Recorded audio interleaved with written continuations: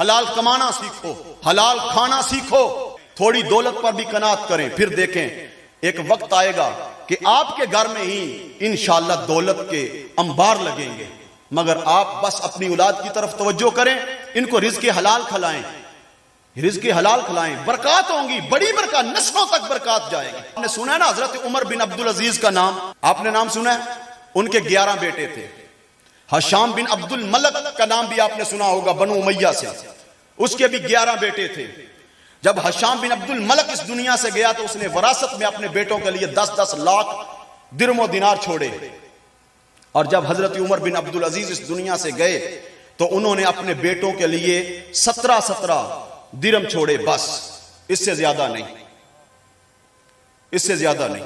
मगर एक वक्त आया, चश्मे फलक ने वो नजारा देखा कि हशाम बिन अब्दुल मलक के बच्चे बगदाद की गलियों में मांग रहे थे।